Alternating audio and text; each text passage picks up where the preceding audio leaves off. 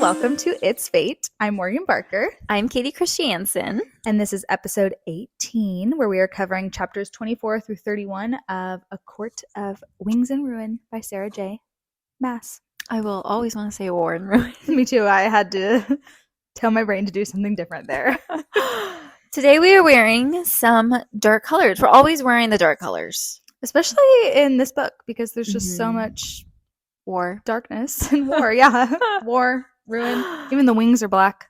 Yeah, that is true. And it's like night court, so they're always, wearing black. But Oh. I'm wearing gray for the Highburn uniforms. And I'm wearing black for a few things. The darkness of the pit in the library and the prison. So nice. we're just There's a lot of encompassing things all of it. happening in this section. There are. I'm also drinking my first cup of coffee of the day. And That's it's- unlike you. I know, it's 12:30. It's because I went and got breakfast and got coffie there, Mm-hmm. and it was disgusting. Oh. It was absolutely disgusting. Was it black coffee or? Mhm. Oh. It's like black cold brew, but it was not good. Mm. And my husband's been sick, but he was like, I could go to breakfast. I'll just get some toast. And I'm like, okay. And then he was the one who was like, just throw the coffee away. And I was like, but it was $5. Like, I need to drink this. And he's like, Yeah. throw the coffee away. And I'm like, okay. Life's too short. That's to drink bad coffee. That's so disappointing. It was really disappointing. Yeah. So here I am. Katie's husband made me a delicious cup of joe with his Chemex. So fancy. Is that what he has? Yeah. Yeah. I don't know. He just makes it for me. I love that. Well, now you know. Chemex, baby. That's what it's called. Mhm. All right. I have our Pequot personal question of the episode. What is your favorite childhood book? This is such a hard question. And this could be even like a picture book from your childhood. It doesn't need to be like a kid chapter book. Yeah. Can I do both? Sure. Okay. Dr. Seuss. Specifically, Fox and Socks. I was Aw. obsessed with that. Like, You gave that one to my son when he was at my baby shower. because I was obsessed with it. Yeah.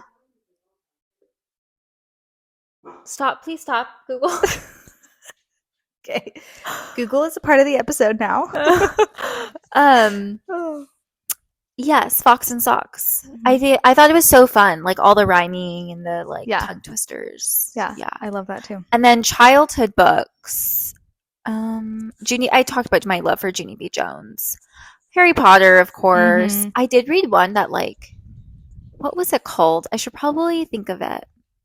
It was about this girl who lived in a funeral home. And it it was very interesting. It was so she was around death a lot, but then one of her aunts dies. It's really close to her, and then her dog dies at the end. Not the dog. There's Oh something my about when goodness. animals die, I cry more than when humans die. Yeah, but that one really stuck with me. I think just because it was I don't know, it was sad, but her views on death, it was just but it was a kid book. Mm-hmm. Mm-hmm. Interesting. Yeah. Have you seen the movie Elvis and Annabelle with Blake Lively? No. It's cute.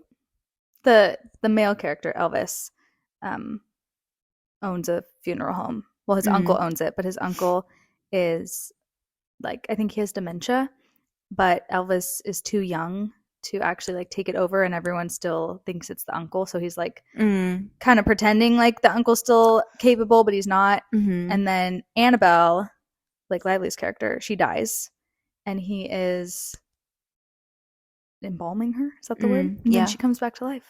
Oh, interesting. Yeah, it's really cute. Okay. It's like an indie love story, I love, Yeah. a zombie love story. but she's not a zombie. It's Mhm. weird. I can't remember what makes her come back to life. It's probably something cheesy, like love. His love for her. Even though they didn't know each other yet. What is your favorite childhood book? I actually had a recovered memory just this weekend. I was at this consignment store in town, this children's consignment store, Mhm. and found a book called The Mitten. Do you remember this book? Where they're in the snow and it's all these animals. Yes. And they find the mitten, and I was like, Yeah. oh my gosh, this book. But I have a lot of like picture books that I loved. But then I also, when I got a little older, like third, fourth grade, I started reading these books. It was like Diary of, like, I don't know if it was Diary of American Girls or Diary, I don't think it was isolated to America. It could have been. But it was like diary format, and it was all these girls who lived through crazy things like the wagon train I feel or like the I've read Civil some of War, these. and I loved them. I ate them up. So. Those are really fun. Like the historical fiction. Yes. Yeah. Yeah. I'm pretty sure I've read some of those. Yeah. They were really, I remember in my school library, I would get one every time. So they were fun. And Magic Treehouse. I've never read a Magic Treehouse book. It was so cool because they go into the treehouse and it would take them places. It would time travel. That is really fun. Yeah. That was probably my first, would you consider that fantasy or just magic? It's, yeah, it could be like fantastical. Yeah, I don't know. Mm-hmm. So I'd go with those. Okay. Here we go. Recap time. All right. Are we ready? No. Yes. Are you ready, kids? Aye, aye, Captain. I can't hear you. Okay, we'll keep going. So chapter 24. Farah goes up to the House of Wind to check in with her sisters before they go to the Hewn City and ends up slipping into Lucien's mind while he interacts with Elain. Where did we leave off last time? I'm trying to remember. I don't know. Sorry. Me, same. Okay, well, here we go. Hopefully the listeners remember. Yeah. They probably will more than us. Hope so. So Cassian has to stay in Valaris because someone has to stay there to guard the city at all times. I don't think I realized that someone is always like missing in action when something happens because one of them has to stay back. I know. I feel like it's usually Amryn or more. Yeah. Like someone not like, I don't know. We don't really see them a lot as much. Right. And they're not, even though they are warriors, that's not their primary role. No, exactly. Yeah. Nesta, of course, is like super cold to Feyre and asks where all her friends are, and Feyre gets like super defensive. She's like, "Where are all your friends?" And I feel like after reading Silver Flames, I can see that like Nesta's just like projecting her jealousy onto Feyre, and not. I think Feyre sees it more as like, you think my friends are stupid, how dare you? But I'm like, no, she's jealous. Like she wants friends that close. She wants to be close with people. Yeah, you'll see it in this. I don't know if it's this episode. I don't know. Nesta is driving me bananas. I'm really not a fan right now. Not a fan. Oh, man. Okay, Elain says she can hear everything, including a bird of fire. I didn't remember this from the first read, but I'm pretty sure she's referencing the missing human queen that we learn about later. But I didn't remember her talking about her that early on. Me either. And I was like, wait, it's happening. Here we are. Elain seems really attuned to like all the ways her body has changed. Like when she's like, I can hear your heartbeat. Which, I mean, Feyre acknowledges that like now she can, but I feel like it really affects Elain. Why do you think Nesta and Feyre seem to have adapted to their Fae bodies faster than Elain? Like they seem less freaked out by it. Well, I think Elain is going through something a little bit bigger that we figure out later in terms of transforming not just like her body, but something that's going on within her and her power and stuff. I also think Elain has kind of just lived in La La Land for a really long time. And this is like, she didn't get that wake up call when they were stricken with poverty, but now she finally is. So I was thinking that. I'm like, Feyre is probably used to like shutting down, like, right, like she's a hunter. So like she's used to being uncomfortable, cold, tired. Nesta would rather take on that burden than give that to Elain. So like making sure Elain's warm. And I'm sure Elain has like, I'm sure she was uncomfortable and like in pain at some point. Yeah. But she, I mean, even in, I think it was in the last book, it was when Rhys took Farah to the cabin. Maybe that was when it was. I can't remember. But Farah had said something about how Elain just always chose to be positive and almost act like nothing had changed, and there was strength in that too. Yeah. So yeah, I think she's aware of it, but she chooses not to like feel those negative emotions. But that is now unavoidable. Yeah. Yeah. Feyre asked Nesta why she won't train with Cassian, and Nesta basically admits that she would probably train if someone else offered, like if Moore offered, or I think she even like insinuates like Azriel. I'm like, come on, Queen of Death, more like Queen of Avoidance. Like literally. She is so, I'm like, oh my God. She's like, I will avoid my past, present, and future and just be a bitch. Honestly, sometimes avoiding works. Not the healthiest. If you can't tell, I wanted to throw my book. I'm like seething at her, even though she doesn't exist. I hate her. That's okay. In this moment. Yeah. In this book, I mean, we'll get to it later, but in these 3 books, I just feel like she doesn't have a valid reason to be the way she is. After the war, I get it more. Mm-hmm. I don't know. I think like, because she's not like fully fleshed out right now. Mm-hmm. Feyre doesn't know her, so we don't know her. That's very true. She just comes off as this like cold, arrogant, prideful jerk, honestly. Mm-hmm. So, okay, a few things I took away from Lucien and Elain's interaction when Feyre was in his mind is that we got a little bit of Lucien's private thoughts about Jasminda, which was his previous lover that his father slaughtered, versus Elain. And he says that he loved Jasminda and she pursued him, but Elain was just thrust upon him. And I felt a little bit more sympathy for him in this moment. And I know that on our last few episodes, you were like really annoyed with Lucien. Mm-hmm. Just like, get over yourself, Lucien. Kind of how I feel with Nesta. Yeah. But how did you feel about him? Like getting a little bit more of his inner dialogue. I absolutely felt bad for him. Yeah. I felt more like, oh, I can see that you don't want this. Right. It's but like you're feeling it no matter what. But you do want it at the same time. And it would be hard to compare because if you did love someone else before like you found your mate, you're like, how is this attraction or bond different than like someone I was actually in love with? I've thought of that too. And even thought about like in Crescent City, minor spoiler warning, there is a character whose mate is dead. Mm-hmm. And I'm like, if you ever love again, like that new partner, I feel like would always be like, well, I'm not your mate. Like, I don't know. Do you just never love again? Like that's a long time to be without love and companionship. Like it's insinuated that like people after their mates like die or you know don't really love again, which is kind of sad. That's really depressing. I know. Another thing I took away is that Elain says to Lucien that nobody can hear her heart. She says like, I can hear your heart. Can you hear mine? And he says no. And she goes, nobody can hear it because nobody ever looked. What do you think she meant by this? I feel like we're getting this little sense that Elain, we don't know her. Mm-hmm. Like we like, and maybe nobody does. Yeah, like she's kept it all so like positive and cheery and like on the outside, but on the inside, she's had other things that maybe she hasn't shared. Right, and I mean, if you are this always positive, cheery person and nobody asks you, like, well, how are you actually doing right now? You know, then nobody's really going to get to know the real you. Yeah. So I kind of feel like that, like, even her sisters, like, Nesta's been so obsessed with protecting her. And Feyre's just kind of been like, well, she's just Elain. Like, she has Nesta and she's just happy, blah, blah, blah. Then nobody's actually caring for her and getting to know her. Yes. Yeah.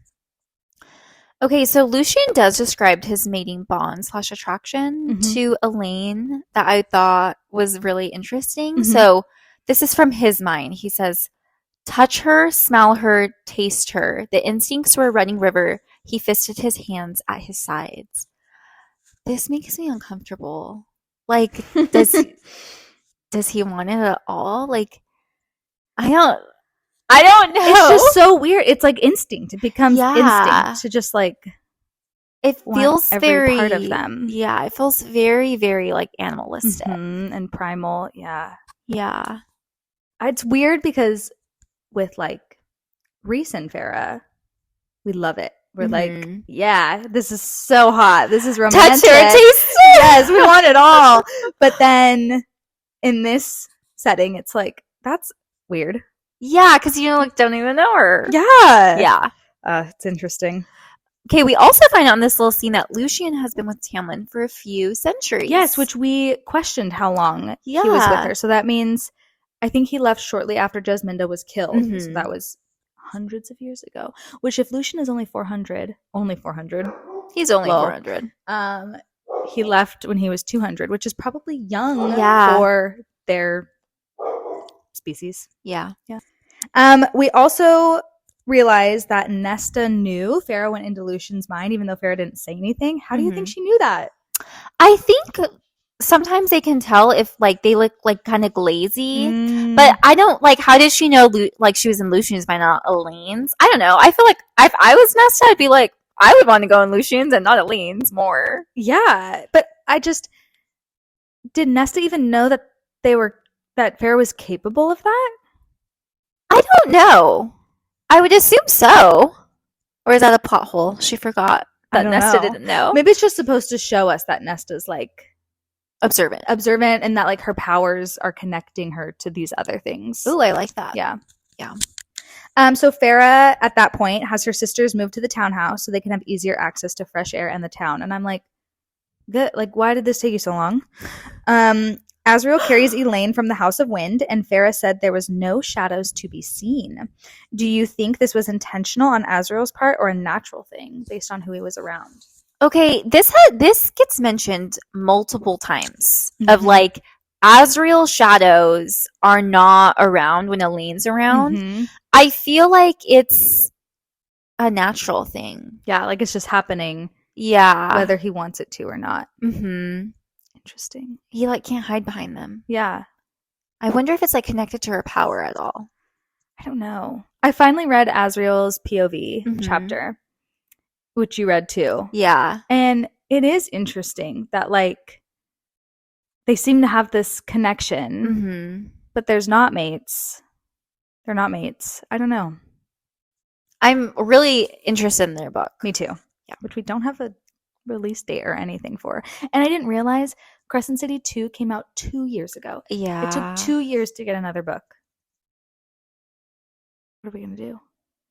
I mean, I want her to write a good book. Me too. So she can take as long as she needs, but also not any longer. Yeah. A year tops. Also, when they were flying, Nesta got airsick, and after she finished vomiting, her eyes were described as molten. They described it as super hot ice, which made me think of dry ice, which is not scary at all. It could burn you. I know. One time I was at Disneyland, and this moment I just remember so vividly. We were getting something from those little snack carts, and I was just like, what's this? And like went to touch the dry ice, and the lady working there flipped out. Yeah. And she was an older lady too, and I was like, she's crazy. And my mom's like, no, you could burn yourself on that. Like, that's called dry ice. Don't touch it. I'm like, oh. Maybe they shouldn't have that within the reach of children, though. I know. This was a long time ago. Yeah. Like, probably 20 years ago, which also is very weird to say about my own life. So who knows if it's changed? Probably. Yeah. Yeah. Okay, I love that it's mentioned that Rhys carries Nesta to the townhouse, because she was avoiding Cassian. Yes. You know she's avoiding Queen of avoidance when she chooses Rhys over Cassian. Who she does not like. No, yeah, she does not like him. Rhys and Farrah debrief quickly while getting ready to go to the Hewn city. And I thought it was interesting that while they were talking about the mating bond in relation to Elain, Rhys said sometimes the cauldron or the mother picks poorly, which is just odd to me, considering this is like their version of God / creators. You'd think that they wouldn't be able to pick poorly if they were like all-knowing and all-powerful. So it's just interesting learning about the cauldron and some of the things that are like imperfect about it. I like an infallible God. You know what I mean? It's like sometimes it doesn't work out. Yeah. Right? Like sometimes they just don't work for whatever reason. Right. And then my mind is like, or is it purposeful to make them not work? Like, is there a purpose behind them being mates but not successful mate? Like, I don't know. Yeah. You know? So, or is it like a genetic thing? Like, just these would be right. Is it something that offspring? Just happens? Is it more scientific? Yeah, like you said. Like, is it a matching of powers? But then maybe like the intimacy isn't there. I don't know. Clearly, I'm very interested in the mate stuff. Rhys tells Feyre about mating bonds and females rejecting the bond, and how the bond is stronger for males and harder to ignore. Again, I don't like this with the male thing. I'm like, it feels like the males are like slaves to the bond. I know. There's just so much about it that like I love and then hate, and at the same time. Yeah. I'm reading a book right now that uses the term heartmates, but I'm still learning about it. It's very confusing, but it does sound like it's actually rare. Like it's not like, oh, it's rare to find your mate, but it's like it's rare to have a heartmate. So like the gods grant something special for like really special people. I don't know. But that's almost better. I think because they like in these books, they're like said that it's rare, but then like everyone gets one. So it like takes away the like mystery of it and like the having it be special. Yeah. Almost. And in this other one too, it's like neither of them, it's not like this suddenly tangible thing. Like someone else brings it up to them and they're like, oh, maybe that's why we're so drawn to each other. Like it's just not, it's different, but it's interesting. Yeah. Do you think, oh, this kind of was what I was getting to. Do you think that it's rare to have a mate, or is it just rare to find your mate because the world is so big? I think it's rare to find your mate. Yeah. Like at this point, I'm like, it doesn't seem like it's rare to have one. I think there's a possibility everyone has one. Yeah, but just I think of like Rowan in Throne of Glass. Right. He was way older than his mate, and he always felt like pulled to like her. Right. He said he was always looking. He was always looking beyond the shores. Yes. Nothing felt like home until her, and so it could be right. I think of like Rhys and Feyre. Feyre isn't 19 years old and lives in the human realm in poverty. Yeah. So, and they were separated by the wall. I don't know. Yeah, I think everyone has one, but it's just rare to find them. Yeah. So in chapter 25, they go to Hewn City, and Feyre sits at the throne, and Rhys makes everyone bow. And to Feyre. Yeah. I love it. Feyre mentions that Nesta is looking at her like she's never seen her before. Because, of course, Feyre is, like, acting all, like, evil and powerful. What do you think Nesta's thinking right now? I think Nesta's like, I don't know you. Like, who are you? I think she's like, what is going on? Yeah. Yeah. I think I realized in these chapters of having Elain and Nesta more active, I'm like, these sisters don't know each other at all. At all. And I think Nesta's kind of realizing that. It's like, you've been capable of this? Like, what? I don't know. Which kind of makes me think of, like, what are your thoughts of Feyre's indifferent attitude in the Night Court? Like, it just seems to come so naturally to her to put on this facade. I think of, like, Feyre, it probably comes natural to her because she did live in poverty and she was a little feisty, you know what I mean? So I think it's her just, like, tapping into her survival mode. Yeah, of, like, just always needing to survive. Totally. So they meet with Keir, and he hints that Feyre is his asking price for his army. And Rhys is like, no. Disgusting. Yeah. And Rhys also brings in Eris. Yes. Which is a twist. I'm very annoyed that they left Keir alive so long. I'm like, this is a disgusting insinuation that you would, like... This is another thing that we'll get into, but, like, more also kind of annoys me in these chapters, because I'm like, you have permission to kill your dad. So stop complaining. Stop complaining that he's still around when you're the one who's leaving him alive. Yeah. I mean, I don't know. Yeah. I'm kind of like that, where it's like, if you have the possibility to change the situation, like, you can complain a little bit, but when it's like every other sentence, like, you have the power here. She does. She's the Morrigan. The Morrigan. I also did not remember that Keir was wanting to exchange Feyre for his Darkbringer armor. Like, you literally could have missed it. It was gross. Yeah. Ugh. Yeah. And Feyre mentions that Keir might have asked for this because of how they humiliated him last time they were there when they, like, broke his hand. Why do you think Keir feels he has the right to retaliate when it's like he's also scared of Rhys, yet he does stuff like this? He has a little bit of power, right? Like, he can tell Rhys no. Like, he's not going to help him in the army. And so I think he's almost like reminding him like, yeah, you basically can do whatever you want, but I have this little bit of power over you. So I'm going to like make you remember that. Like, don't treat me that crappy, because when times like this come around, you're going to need me. Yes. And I also think, you know, he's kind of like, well, they're not going to kill me.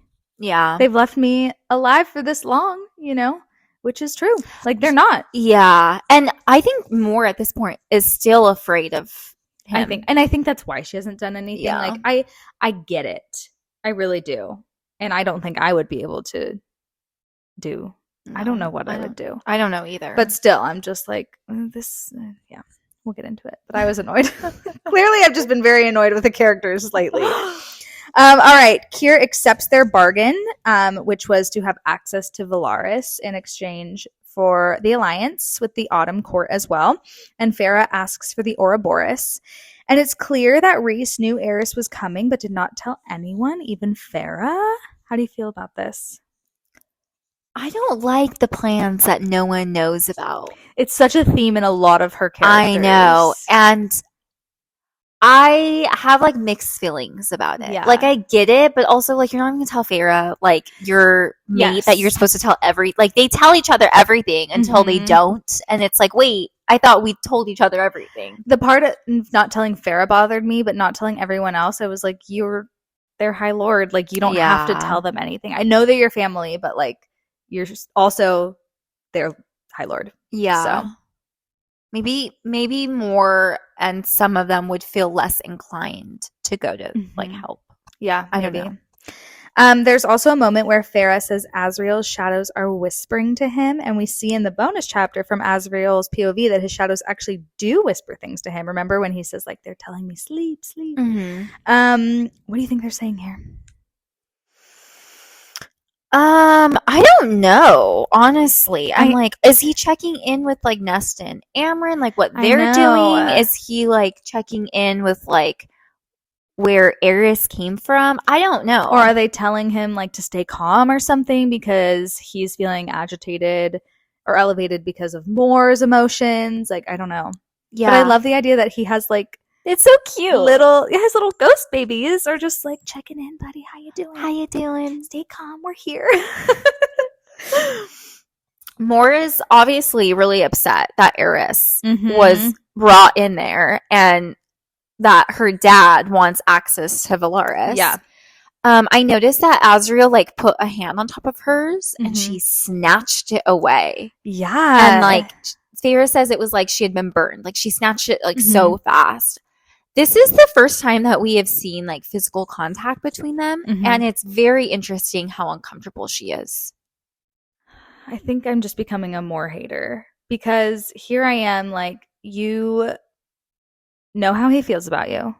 You keep him on a leash. And then the moment he tries to give you any physical comfort, you sting him like that, which like it's in your right to not want to be touched. But in that same breath, like, let him go. You know what I mean?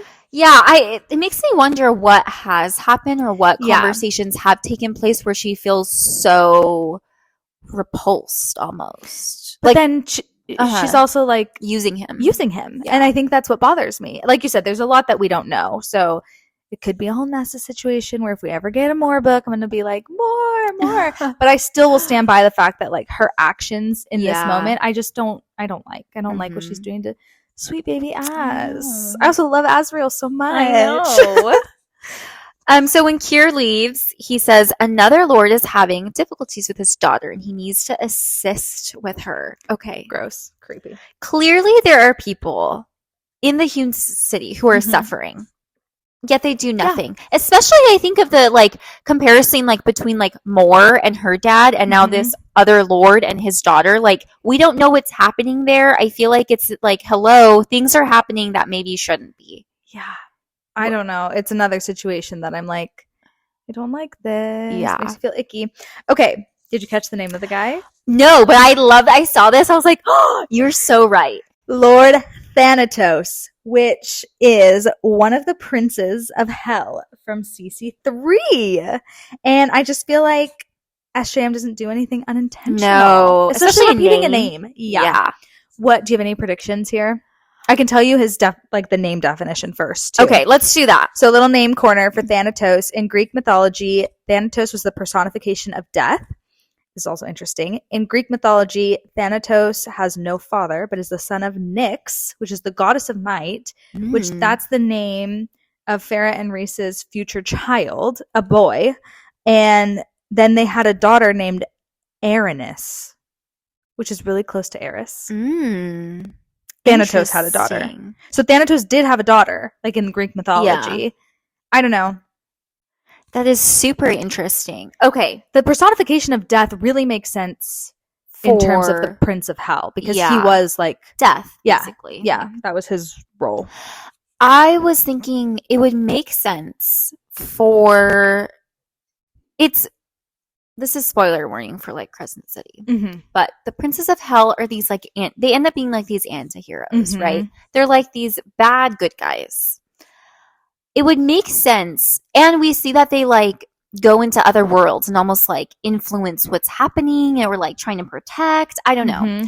It would make sense for them to use the hewn city as like a going between and like check up on them, be like what's happening in Prithian, because it is such like an evil place. But I'm also thinking like he can't be there all the time, and he calls him Lord Thanatos, and I don't know, it was just interesting.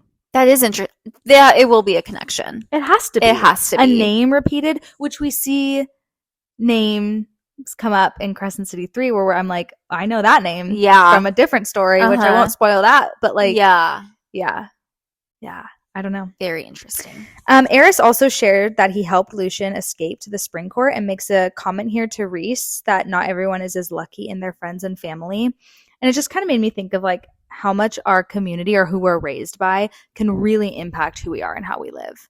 And like our lives are always one decision away from being completely different than they are. So you just think like, oh, if Eris had somebody who like poured love into him, what would his life look like? And he's almost like admitting like, yeah, I know I'm kind of a shitty guy, but like look at the place I live in, look at my dad, like what am I supposed to do? Yeah. He's not what he seems. When Moore confronts Eris about basically being evil and leaving her in the woods to die, he says there were forces at work that she has never considered, and that he regrets doing that to her. And I love getting this little piece of information, because again, it's like Eris has a story. He has more to the story. He has more information that may even like be healing to Moore.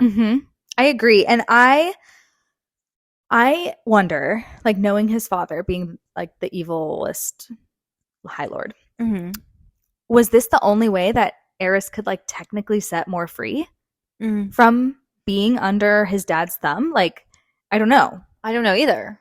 I just feel like there's definitely more to the story, and I know Eris is going to get a redemption arc too. Yes, he's like already like set up. Oh, for sure. Yeah, more so than Tamlin. Yeah.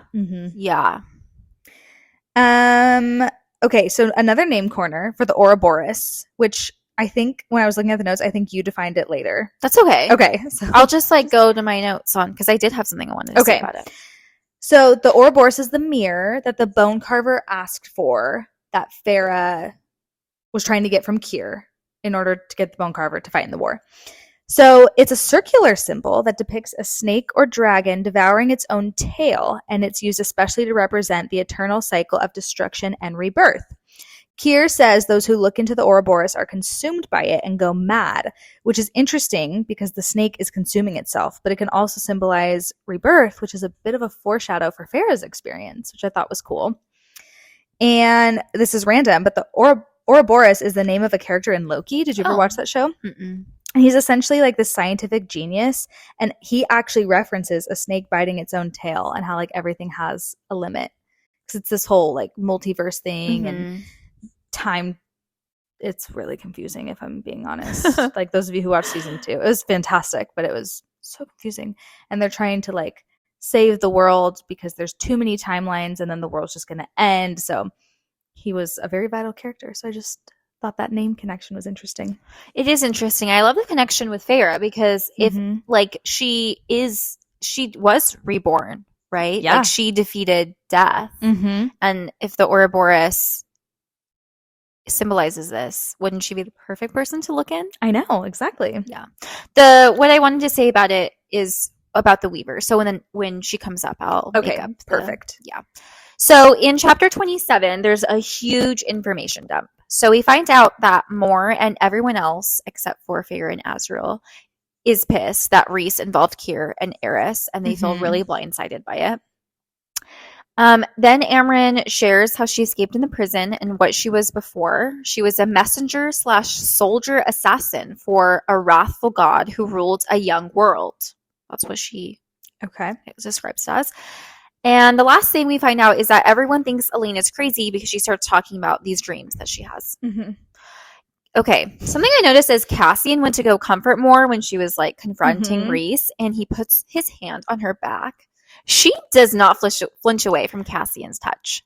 Yeah. And we see other times where like she like they're more like buddy. Yeah. Where even Farah thought that like maybe they were together. But they're just like brother sister. Yeah. Know? So who've done it. That happens to people. That happens to brothers and sisters? No. I'm just kidding. But it happens to I hope not. Same. Please Honestly. God, no. No, totally. Well, especially because they both knew their agreement. Like their purpose, they never were romantically connected. They were like, you're hot, I'm hot. Well, and she was like, she was pursuing get me out of this situation. Yeah. Well, Cassian didn't know that. He was just like, that's true. Let me just, Yeah, Cassian's always down. Okay, everyone freaked out at Rhys for keeping secrets, which is, I think, justifiable. What do you think about Rhys's decision not to tell them? We just went over that. We asked the same question. I love our brains. We are the same person. That's great. Well, I think that it makes sense he didn't tell others, but I wish he would have told Farah. So yeah. I like how we asked like the same thing. I know. But in different points. That's great. Yeah. When Amren says that after the war, she will help Moore butcher her father if that's what she wishes.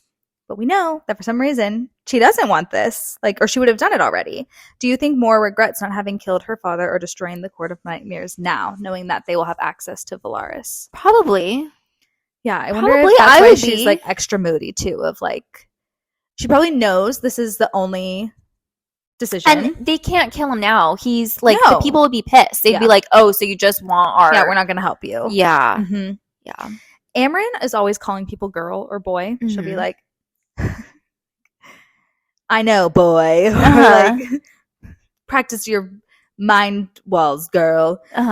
And I used to think this was because she maybe isn't gendered in her natural form, but I think that it's more of an authority thing to belittle those who are speaking.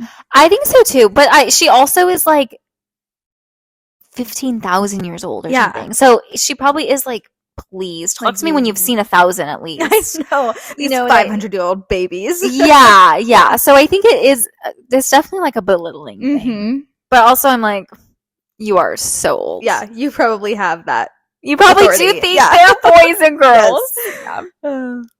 So Feyre catches Lucien's eye when the prison comes up. So and she says that he seems frustrated and maybe disappointed and just excused himself from finding out about the prison. What do you think Lucien's feeling right now? I have no idea. I feel like that had to be intentional too, to put that little blurb of frustration in there.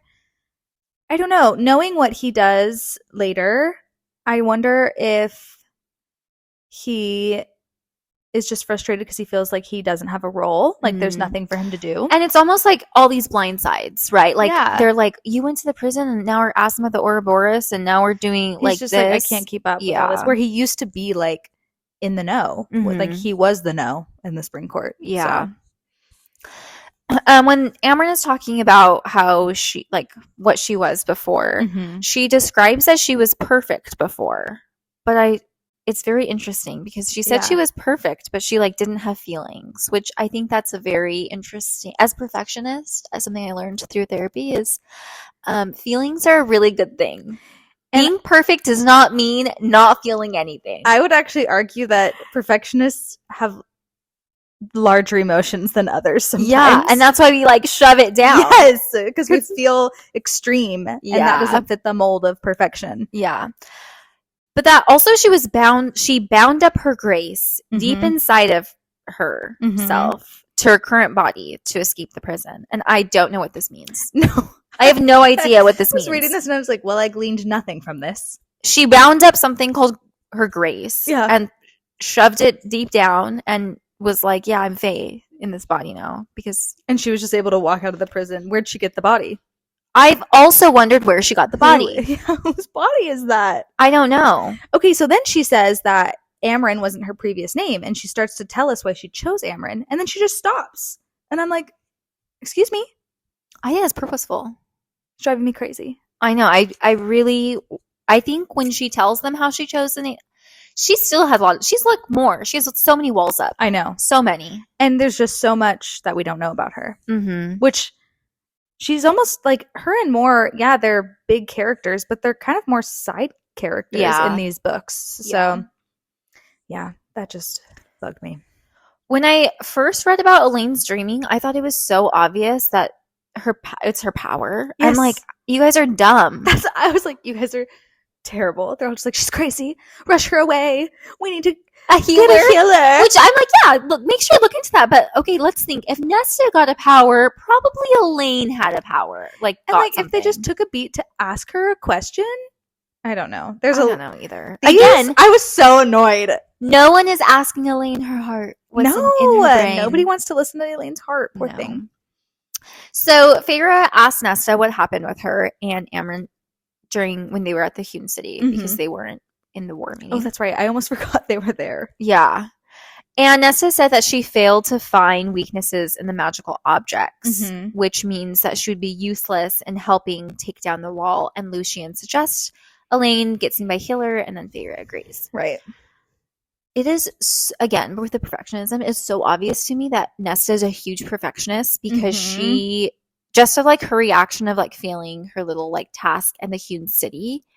And I love that Feyre knows that comforting her will do nothing because as a perfectionist, I get it. If my husband says something to me that in my brain I'm like, that I don't care. This isn't good enough. It's okay. This isn't the end of the world. I'm like, actually, it is. I'm going to die right now, or I'm going to kill you. So, or it could even be something simple. Maybe I'm trying a new recipe that I'm really looking forward to, and it didn't come out the way and Ty will be like, no, this is really good. I'm like, no, this is shit, and I'm going to throw it away. I relate to this so hard right now, and my husband will just be like, why are you so upset? It's just a recipe. And I'm like, because I'm supposed to be perfect. Hyperventilating. Because I build it out of my head anyway. I'm like, I get it. Yeah.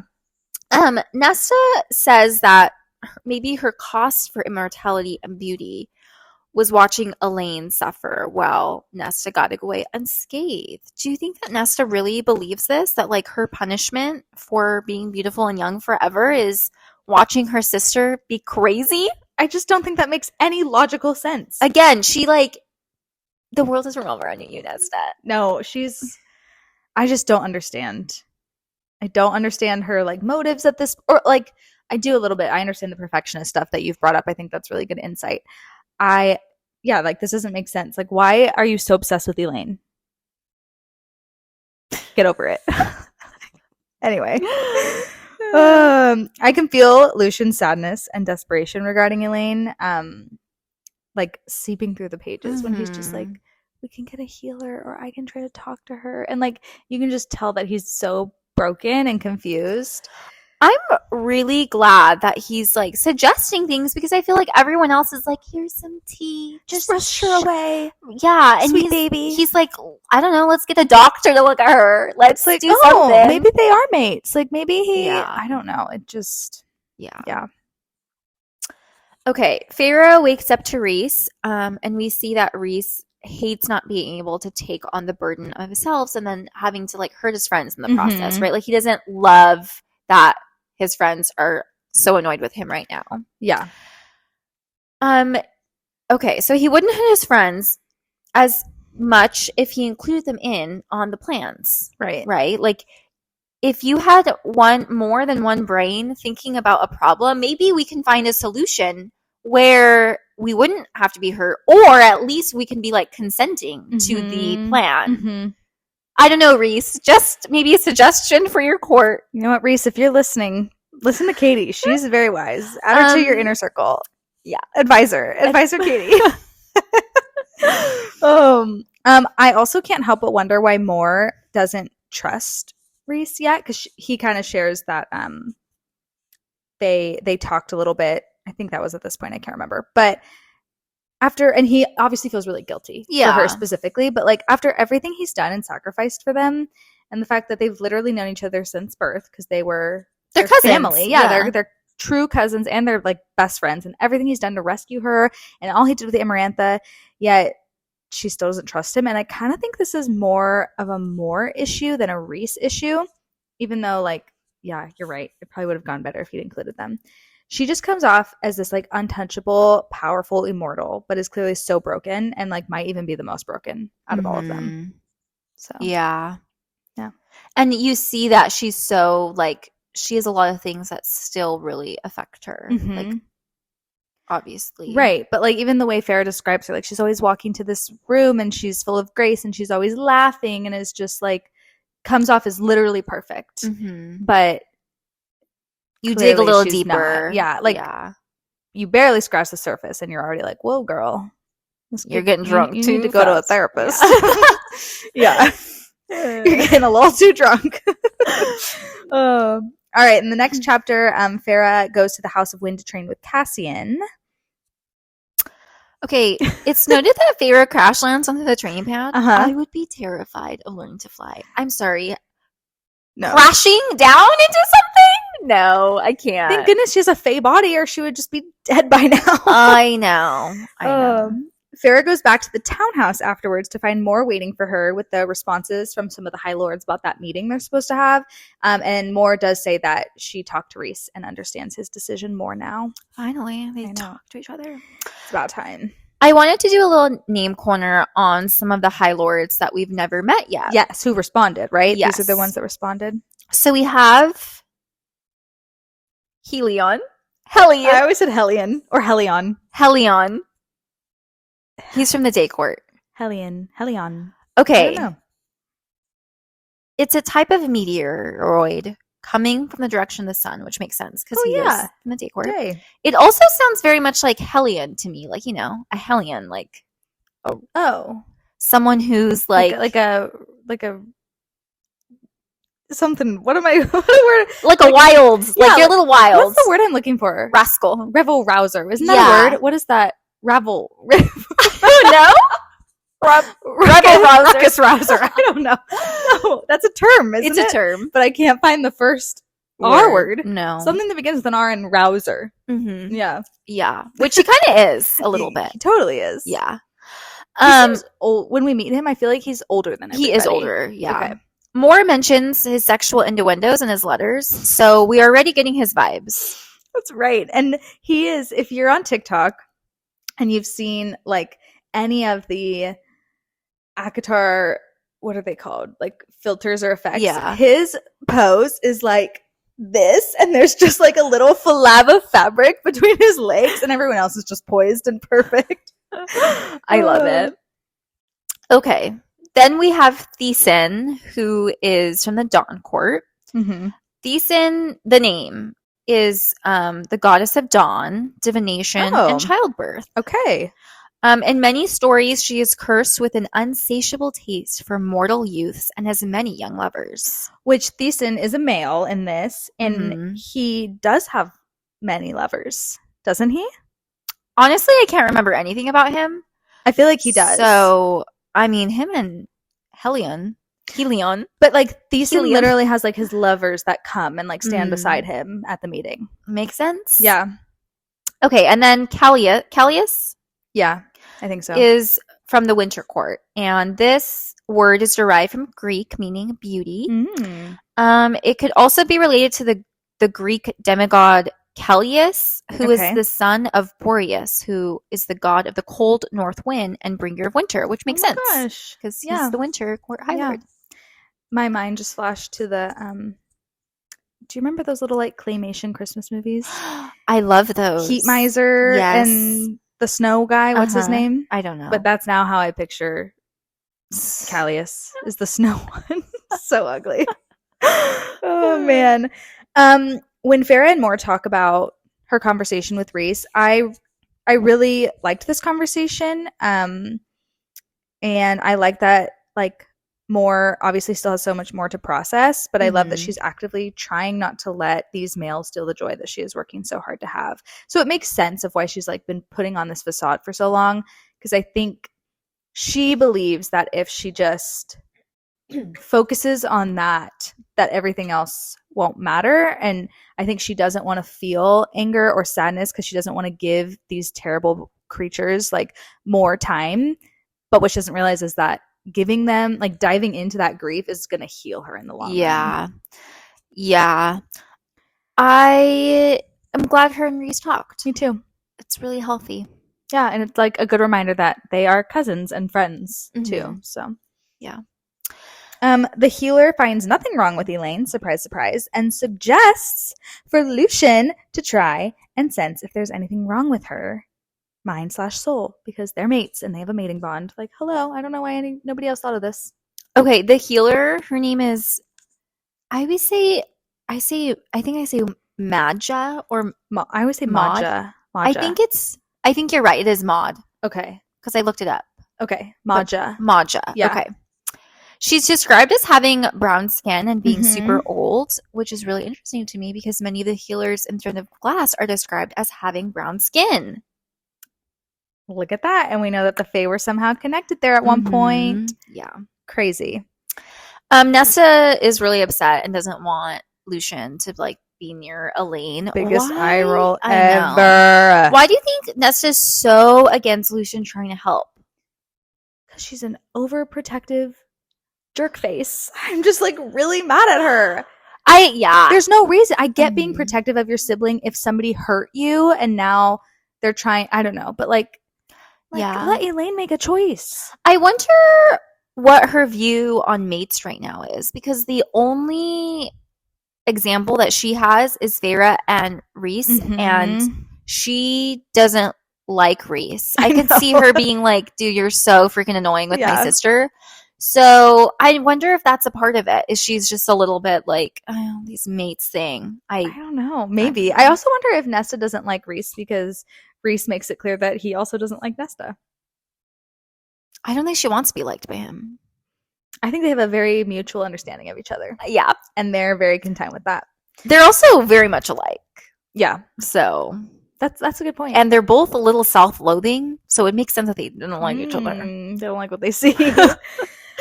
Well, when Nesta does this, I love that Farah snaps at Nesta and finally puts her in her freaking place. Her protectiveness over Elain is getting so old, I'm done. I am like, she is an adult. Leave her alone. Yeah, they do, like, infantilize. I've never heard that word before. Am I learning something new? Like when you, like, make someone a baby. Like, right? Lots. Oh. Like, when you infantilize your husband. I promise you, we can learn to wipe his booty right, and you don't have to ever have poop smears on his underwear. Like, that is a problem. I've never had to have the conversation with me my either. Thank God. Me either. Thank God. But I know there's women who do. And that's infantilizing. Interesting. An adult. Okay. Yeah. No, they really do. And I don't like how much they all feel like they need to coddle Elain and babysit Lucien when he's around her. Like, Lucien and Elain are adults. Lucien is someone that Farah trusts. Like, asking her to sit with Lucien and talk while everyone watches, because that's their plan. Yeah. Is, like, not sly. And Elaine's not an idiot. And it's like, poor Lucien, he's probably like, how do I do this? How am I supposed to get in her mind? I know. It's just this whole scene, I was just like, I was so upset. Okay, in chapter 29, we have Elain and Lucien. They're having some tea. And he tugs on the mating bond, and Elain says it felt strange and leaves with Nesta after talking about twin ravens. Shouldn't just leave with Nesta. Nesta ushers her out. Sorry. Okay. Nesta ushers her out. Just tattoo it on my head. Nesta sucks. Okay, so Farah tells Reese that all Elain knows about this plan is that she was invited for tea, and she isn't in on Lucien helping through the bond.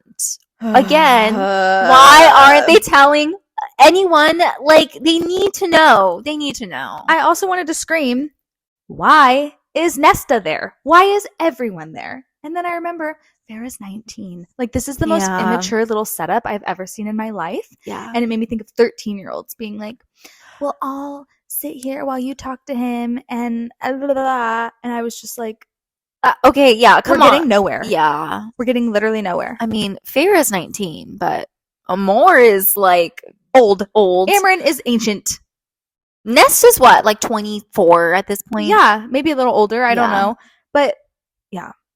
I was so upset. And I just kept thinking through all of this of, like, what would have happened if they just let Lucien talk to Elain when he wanted to talk to Elain, and Elain talked to Lucien when she wanted to talk to Lucien, and let them be their own adults, and maybe they could be friends. Maybe they could have been more. Like, yeah, you just never know. No.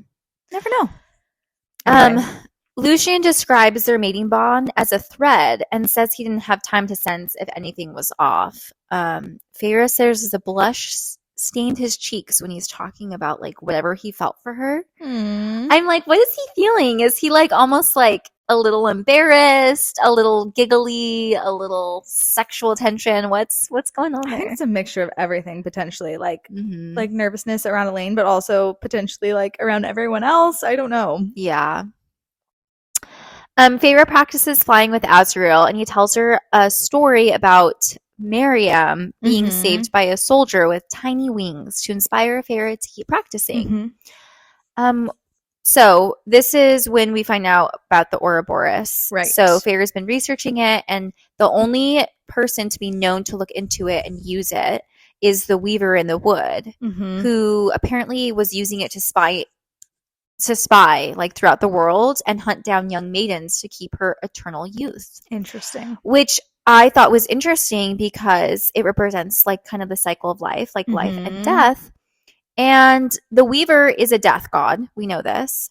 So of course she'd be able to look into a mirror that, like, symbolizes life and death. But I also think of, like, her body. Like, her body continually has rebirths and then it dies, right? Like, starts, like, rotting, and then she, like, gets youth, and then so, like, she's, like, the symbol of life and death. Interesting. Yeah, that was a really good connection. Thanks.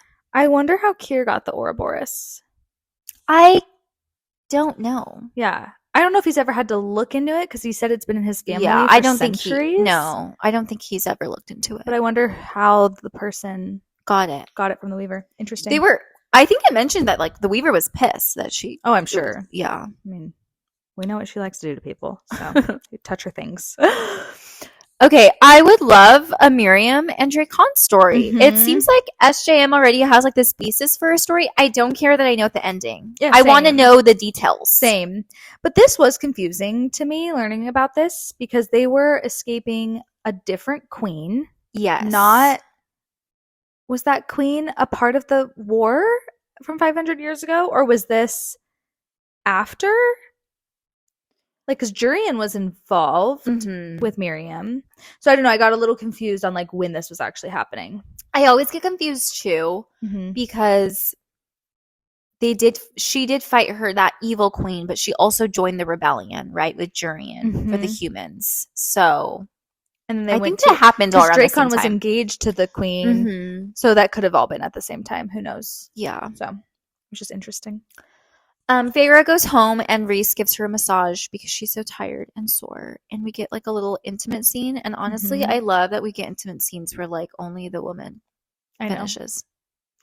I know. Thank you, SJM. That's very healing, because usually it's the man's climax that is the, like, thing that we're supposed to, like, that's supposed to be the end. The end, right. Have you ever read any, like, smut written by a male?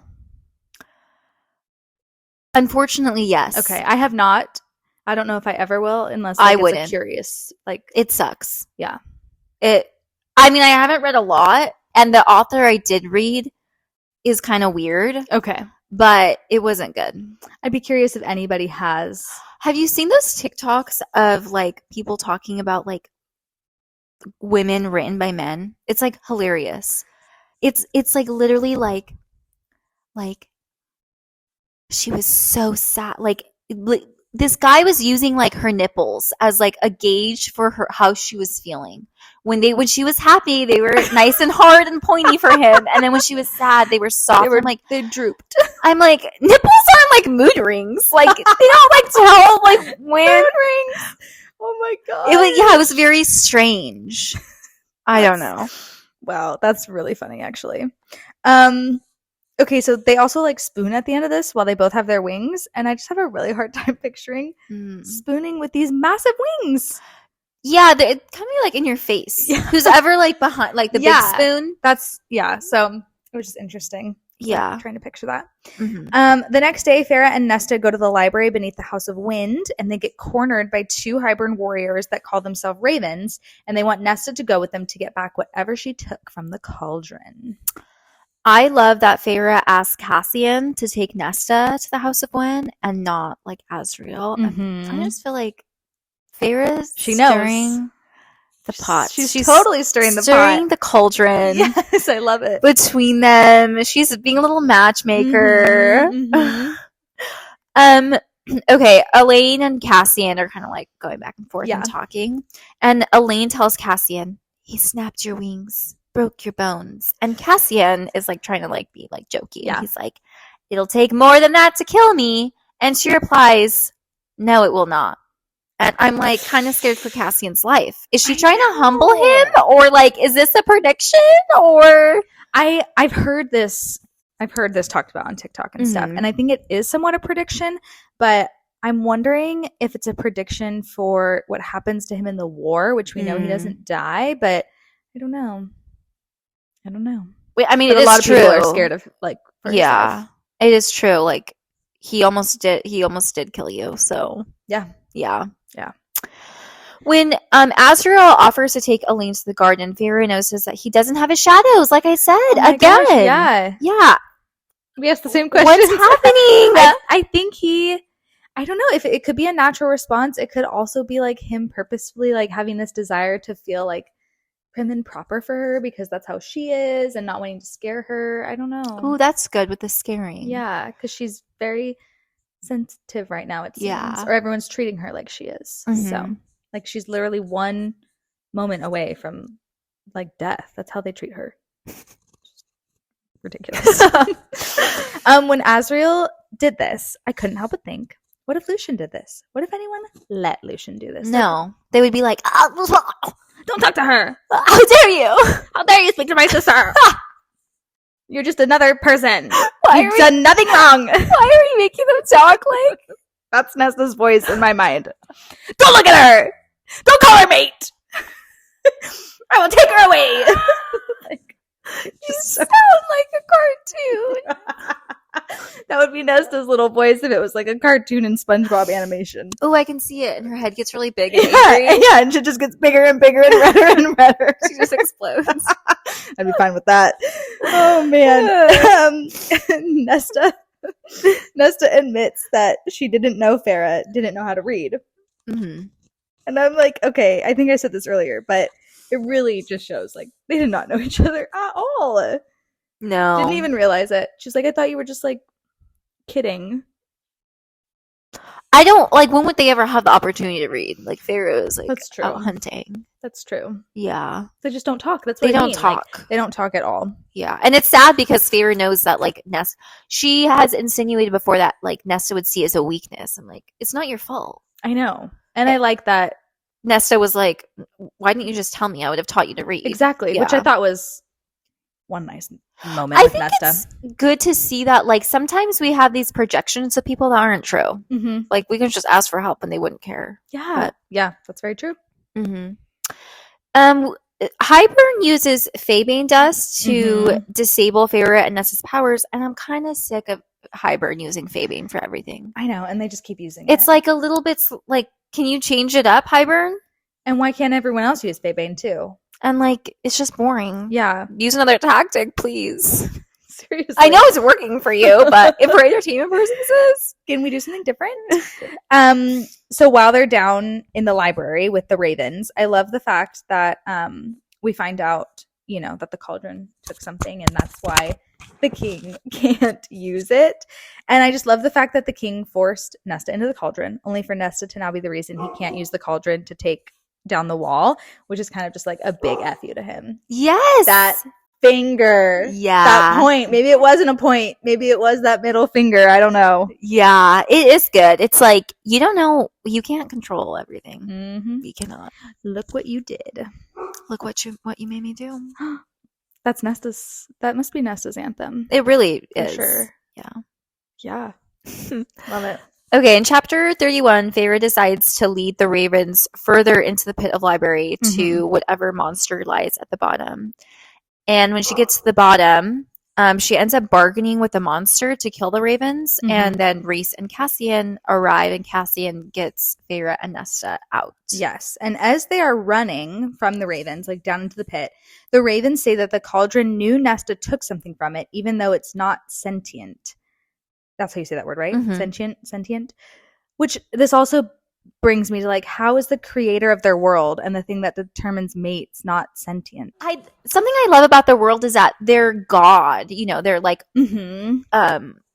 origin story is very different than a lot of like origin stories here. Yes. Right? Like Christianity, Judaism, into even like Sikhism. Like we have these gods even who like are Greek gods and goddesses. Yeah, which I feel like theirs is a little bit more like Greek gods and goddesses because their like Greek gods were more they messed up. Yeah, they were more they human. make mistakes. Totally. Yeah, but I do like that it's like not alive but alive.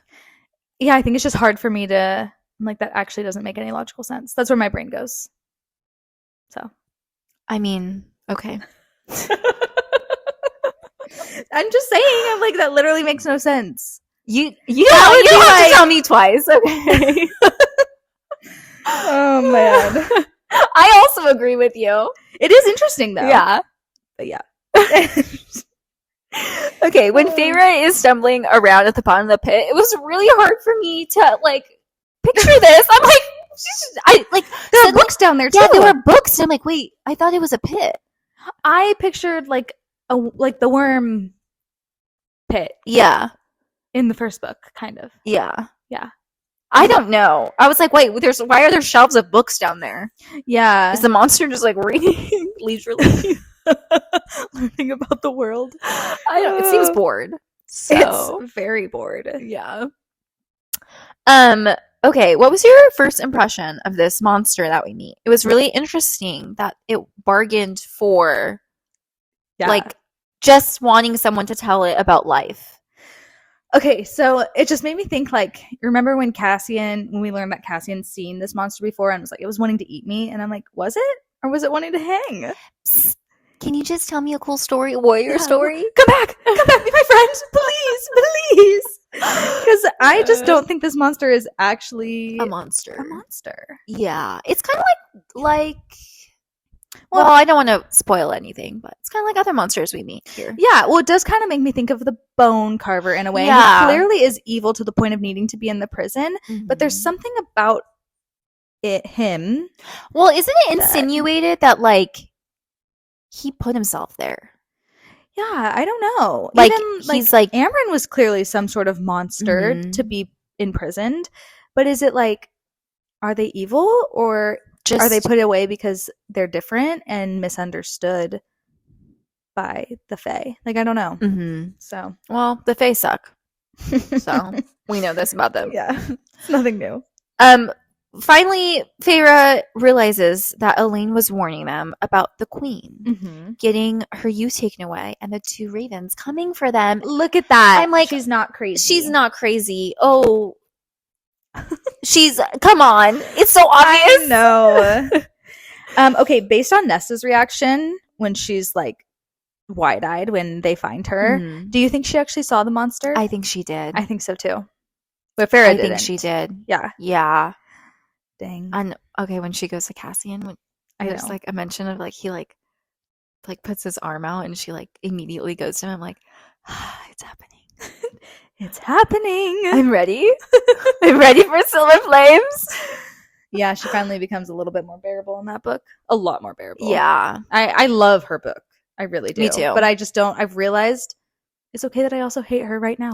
Yeah, for sure. For sure. Yeah. Okay, I wanted to do some connecting the cosmos. Cool. Amarin says that when she came to Prithian, there was a rip in the sky. There's so many rips in this world. And world walkers. Yeah, and all of that. there's so many rips, so many bridges between these worlds. I love it. Yeah. Also, this is kind of connecting the cosmos, but just kind of connecting the characters. Okay. Something I noticed about Amarin and Manon. Yes. Who Manon, if you don't know, is from Throne of Glass. Yeah. She's a witch. I love her.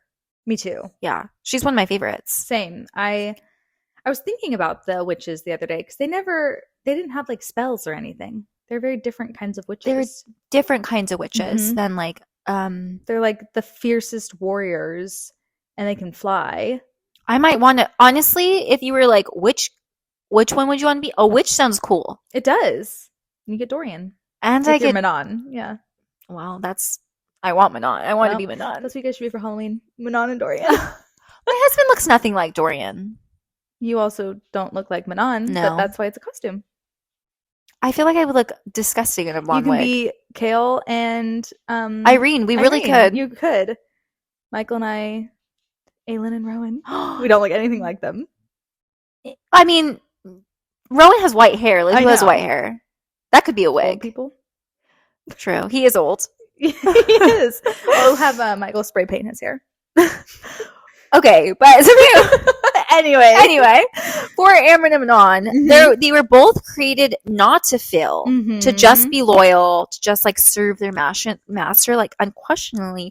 But Amarin says to herself that she was too curious, right? She was too, and that's how Manon is as well. She was too curious, too questioning, wanting to know more. I don't know. I thought it was really interesting. That is interesting. Between them. That was a good connection. I didn't even think about that. Well, when she was like, I was unfeeling, I'm like Manon. Yeah. They were literally like, yeah. Not allowed to feel or not taught to feel anything but hatred. Yeah. Okay. We have more questions from the children. This is from my friend Chelsea. She asked, what is our theory about the impending Azriel, Lucien, Elain love triangle? Like, what do we think is going to happen? I know SJM has gotten a little bit of pushback from the fandom for like the mates always choosing each other. So my prediction is that Lucien and Elain will be like kind of friends. Okay. But they're going to both fall in love with different people. I'm not a Lucien Elain an Azriel Elain shipper. I'm a Lucien and Gwen. You mean Azriel and Gwen? Sorry, Azriel and Gwen. So you think Elain will maybe fall in love with somebody completely new? Yeah, like maybe Tamlin. That would be crazy. That would be insane. That's what I want to happen. Yeah, if Tamlin goes to therapy, I feel like they could like be healing for each other. And if Elain gets a backbone, yeah. But maybe it wouldn't work. I just think that would be a really interesting. Why does she have to end up with someone? She doesn't. That's another thing. I'm like, what if it's this whole thing where she doesn't pick quick enough, and then it's like, well, shoot, both of them have fallen in love with other people. I kind of love that. And now you're alone, and she has to like process that and learn to be okay with that. And then maybe the book ends with her like making eye contact with like a hot stranger, just to be like, look, like there's love for her out there someday. She's okay where she is. I also really wouldn't mind a Lucien Elain. Like I love that. I would rather have that. Yeah. I don't know. I think too, as much as it would be like so cute and fun to be like, look, the three brothers and the three sisters. I'm like, that is just too. It's too much. Whoa. Sorry, I didn't want Griff to. No, you're good. Fall on the coffee and spill on your nice cream rug. Siri just told us it's all good too. Oh yeah. So take that. Sorry. Thank you. I would love Lucien and Elain to end up together. Yeah, me too. I'm like, again, not. And I think it would take a lot of time. Like, it would be a long book, but it could be really good.